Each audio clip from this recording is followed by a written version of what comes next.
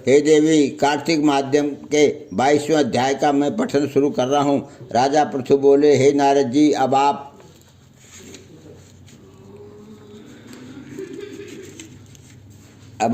कृपा कर मुझे ये बताइए कि वृंदा को मोहित कर भगवान विष्णु ने क्या किया और फिर वे कहाँ गए।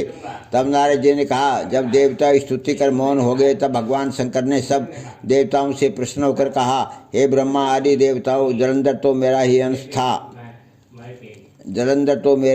था। मैंने उसे तुम्हारे लिए नहीं मारा, किंतु ये मेरी सांसारिक लीला थी। फिर भी आप लोग ये सत्य कहिए कि इसमें आप सुखी क्यों हुए हैं या नहीं।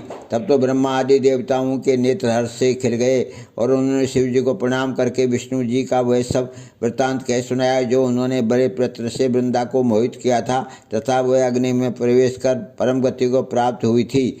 देवताओं ने यह भी कहा कि तभी से वृंदा की सुंदरता पर मोहित हुए विष्णु उनकी चिता की राख लपेटे इधर उधर घूमते हैं। अतएव आप उन्हें समझाइए, क्योंकि ये प्रकृति सदा चराचर आपके अधीन है। देवताओं से ये वृत्तांत सुन शंकर जी ने उन्हें अपनी दुस्तर माया समझाई और कहा कि ये सारा जगत उसी के अधीन है। उसी से मोहित विष्णु भी काम के वश हो गए हैं, परंतु महादेवी उमा त्रिदेवी की जननी सबसे परे है। वह मूल प्रकृति परम मनोहर और वही गिरजा भी कहलाती है। अतः विष्णु का मोह दूर करने के लिए आप सब उनकी शरण में जाइए। यदि वह प्रसन्न हो जाएंगी तो आपका सब कार्य हो जाएगा। भगवान शंकर की आज्ञा से सब देवता मूल प्रकृति को प्रसन्न करने चले। उनके स्थान पर पहुंचकर उनकी बड़ी स्तुति की तब आकाशवाणी हुई, हे देवताओं, मैं 3 प्रकार से तीनों गणों से पृथक होकर स्थिर होती हूँ। सत्यगण से गौरी, रजोगुण से ज्योति रूप हूँ। अतएव आप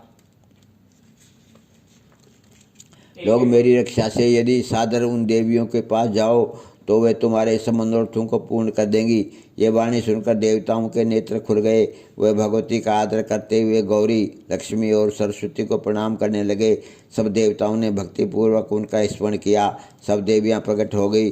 सब देवताओं ने प्रसन्न होकर भक्तिपूर्वक अपना निवेदन किया। देवियों ने कुछ बीज देकर कहा, इन्हें ले जाकर दे दो, तुम्हारे सब कार्य सिद्ध हो जाएंगे। ब्रह्मा आदि देवताओं ने बीजों को लेकर भगवान विष्णु के पास गए और उन्हें वृंदा की चिता भूमि में डाल दिया।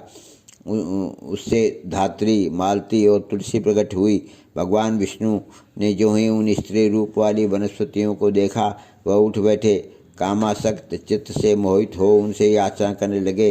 धात्री और तुलसी ने उनसे प्रीति की। विष्णु जी सारा दुख भूलकर देवताओं से नमस्कृत होकर अपने लोक में चले गए।